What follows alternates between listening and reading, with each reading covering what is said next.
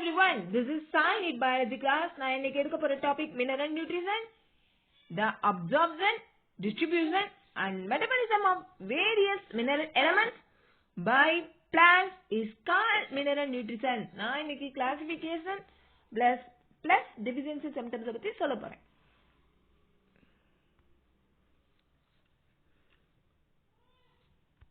Normally, the mineral elements can be classified into two types, essential and non-essential mineral elements. Some mineral elements, cobalt, silicon, sodium, vanadium, these are used for metabolic activities for certain plants. Metabolic activities ku mattum help பண்ற mineral elements. They are not indispensable for plant growth. இது plant growth க்கு தான் அப்படின்றது நம்ம சொல்ல முடியாது.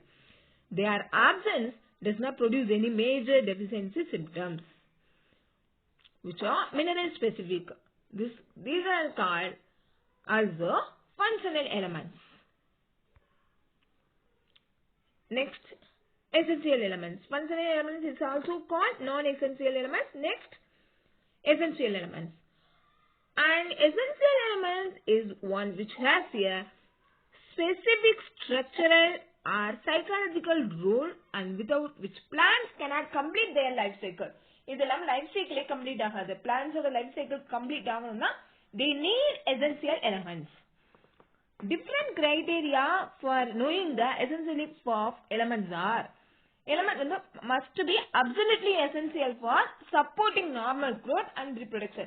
என்ன mineral elements இருந்தாலும் அது வந்து எப்படி இருக்கணும், அது எசென்சியலாவும் இருக்கணும், plus growthக்கு யூஸ் ஆகணும், plus it gives proper reproduction also. Absence or deficiency of these elements must cause deficiency symptoms. Next, we will see very clearly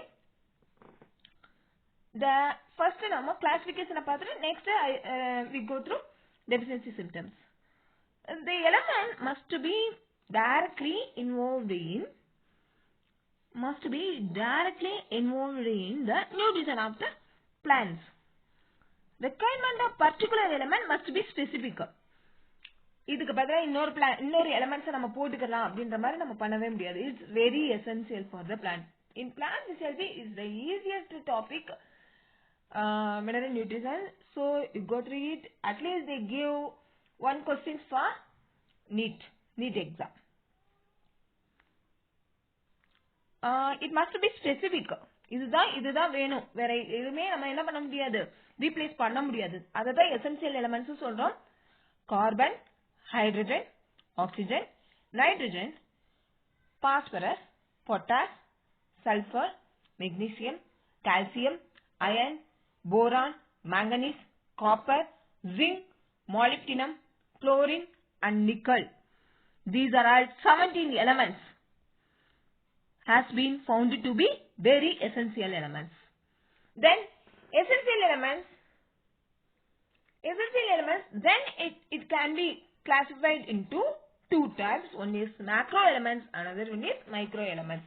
Macro means it's because அதிகமான அமௌண்ட் வேணும் அப்படின்றத நம்ம macro elements சொல்றோம். Those essential elements which are present in easily detectable quantities. அதுக்கு வந்து எப்படி வேணும், இந்த macro elements வந்து நம்ம 1 to 10 gram dry matterல நம்ம போட்டோம்னா it plants very use for it. இது வந்து 9 members இருக்கு. நம்ம 17ல 9 plus 18 பிரிச்சுக்கிறோம். 9 for macro elements, 8 for micro elements. 9 in number: carbon, hydrogen, oxygen, nitrogen, phosphorus, potash, sulfur, magnesium and calcium. இதெல்லாமே macro elements. இது நமக்கு எவ்வளவு வேணும், 1 to 10 grams வேணும். Micro elements, those essential elements which are required by plants in small amount. கொஞ்சம் இருந்தா போதும், trace amount சொல்லுவோம், கொஞ்சமா இருந்தா போதும். is equal or less than 0.1 milligram or 0.1 gram of dry matter. எல்லாமே நம்ம dry-ஆ தான் போடுறோம். They are 18 number: iron, zinc, molybdenum, boron, copper, molybdenum, chlorine and nickel. அது 9 elements வந்து macro ன்னு சொல்றோம். பாக்கி இருக்கிற 8 வந்து micro elements. Next, essential elements. Essential elements na enna? Essential elements is almost derived from the soil வந்து நல்லா fertile soil இருந்தா we get the nutrients from it. இத வந்து essential elements வந்து நமக்கு two typesல கிடைக்குது. ஒன்னு soil இருந்து எடுத்துக்கிறோம், இல்லனா it got from air or water. வாட்டர்லயே நமக்கு minerals இருக்கு. There are 150 minerals available, 150 to 300 minerals, 400 minerals available in our normal water, tap water. So from that we get the minerals. The essential elements derived from soil is termed as mineral elements. Example, phosphorus, potash, sulfur, magnesium, calcium, iron, zinc, molybdenum, boron, copper, molybdenum, then chlorine and nickel. இது எல்லாமே நமக்கு என்ன சொல்றோம், இது வந்து derived from soil. Essential elements got from air or water, அது non-mineral elements சொல்றோம், அது வந்து carbon, hydrogen, oxygen. Next I give you some brief account of deficiency symptoms. Externally visible pathological conditions, அதாவது ஒரு பிளான்ட் பாக்குறோம், அதுக்கு ஏதோ டிசீஸ் வந்திருக்குன்றத நம்ம பாக்கும்போது அதுக்கு வரக்கூடிய டெஃபிஷியன்சியை தான் நம்ம என்ன சொல்றோம், டெஃபிஷியன்சி சிம்டம்ஸ் தான். ஏதோ ஒரு சிம்டம், ஒரு டெஃபிஷியன்சினால வரத ஒரு டிசீஸ், அதுக்கான சிம்டம்ஸ் தான் நம்ம சொல்றோம் டெஃபிஷியன்சி சிம்டம்ஸ் சொல்றோம். Below concentration of essential element is termed as critical concentration. இப்ப நம்ம ஃபர்தரா ஒரு எசென்ஷியல் எலிமெண்ட்ஸ் போடுறோம், அது வந்து ரொம்ப கம்மியான அமௌண்ட் போடுறோம்னா அங்க வந்து கிரிட்டிக்கல் கான்சன்ட்ரேஷன் அது கொஞ்சமா இல்லாமயே போயிடுதுன்னா அங்க பிளான்ட்ஸ்க்கு என்ன ஆகும், டெஃபிஷியன்சி வரும், டெஃபிஷியன்சி சிம்டம்ஸ் வரும். இதுல வந்து நிறைய டெஃபிஷியன்சி சிம்டம்ஸ் இருக்கு. அது வந்து பார்த்தோம்னா குளோரோசிஸ், குளோரோஃபில் கண்டென்ட் வந்து ரெடியூஸ் அமௌண்டா இருக்கிறது. பிளான்ட்ஸோட லீஃப் வந்து பார்த்தோம்னா it's looking light green colour. Next mottling, next necrosis, necrosis also is include, அதே மாதிரி தான் நம்ம குளோரோசிஸ் மாதிரி தான் நெக்ரோசிஸும். நெக்ஸ்ட் அப்சிசன், வில்டிங், வில்டிங்னா உங்களுக்கு தெரியும், ஏற்கனவே நம்ம பார்த்திருக்கோம். வாட்டர் இல்லாம என்ன ஆகுறது, பிளான்ட் லீவ்ஸ் வந்து தன்னால கீழே கீழே என்ன ஆகுது, வாட்டர் இல்லாம அந்த பிளான்ட்ஸ் லீவ்ஸே இல்லாம இருக்கிறது தான் நம்ம என்ன சொல்றோம், வில்டிங்னு சொல்றோம். இதெல்லாமே டெஃபிஷியன்சி சிம்டம்ஸ் சொல்றோம். இப்போ வந்து குளோரோசிஸ்ன்றது லாஸ் ஆஃப் குளோரோபில், குளோரோபில் மோட்லிங்ன்றது என்னது, பேட்சஸ் ஆஃப் கிரீன் அண்ட் நான் கிரீன் ஏரியாஸ்.